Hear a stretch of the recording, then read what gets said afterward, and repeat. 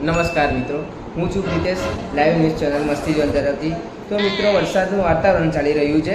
આપણું સ્ટુડિયો બી ખુલ્લું કરી નાખ્યું છે. બસ ભગવાન જોડે એટલી જ વિનંતી કરી છે કે બસ આ ઢીંચા પડતા વરસાદ પર કોઈ સોંગ ના બને. તમને બધાને ગમતો જ હોય છે. તેની સાથે સાથે આપણને કેટલી તકલીફો પણ પડી છે. તો આપણી જનતાને કેટલી તકલીફો પડી છે તે બાબતો આપણે જાણીએ આપણા રિપોર્ટર જેપી જાદવ પાસેથી. નમસ્કાર દર્શકો, હું છું સીધો અમદાવાદથી લાવ્યો. તો 2 દિવસ પહેલા વરસાદે જોરમાં ધબધબાટી મચાવી હતી. તેના વિશે લોકોને શું તકલીફ પડી છે, શું પ્રોબ્લેમ છે, તેના વિશે જાણીશું અલગ અલગ લોકો સાથે. આવો જાણીએ આપણે.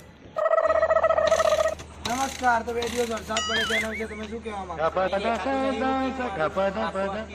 વરસાદ પડે જાય ગાડી સવારી બંધ થઈ જાય. મારી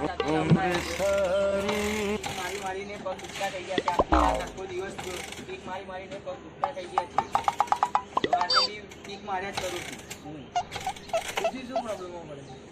તો પીક મારતા મારી બાઈકને રાતે વાગી જતો જતી રહી. તો તમે જાણી શકો છો દર્શક મિત્રો, લોકોને વરસાદના લીધે કેટલી બધી પ્રોબ્લેમો પડી રહી છે.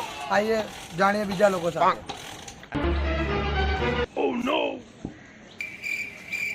अरे बेटा, इतना उदास क्यों दिख रहा है? कल रात पूरी रात बारिश पड़ी और सुबह ट्यूशन का टाइम होते ही बारिश रुक गई.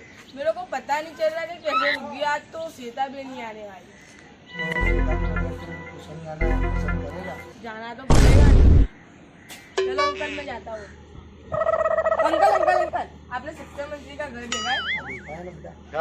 जब भी है ना बारिश बंद हो जाती है ना, तब ट्यूशन का टाइम होता है. मेरे को लगता है कि बारिश का ट्यूशन का सेटिंग में लगता है.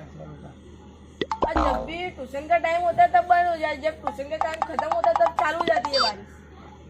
लगता है अब तो उसके घर पे जाना ही पड़ेगा. हाँ, जाओ जाओ बेटा, जाओ.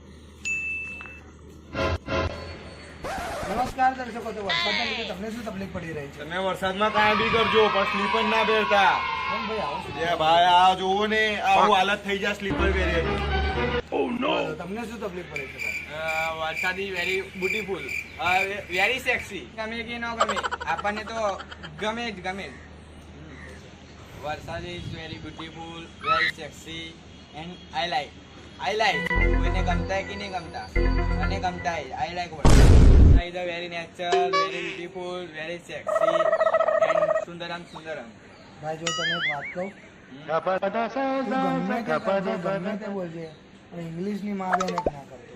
તે ઇંગ્લિશની માં બેન એક કરી.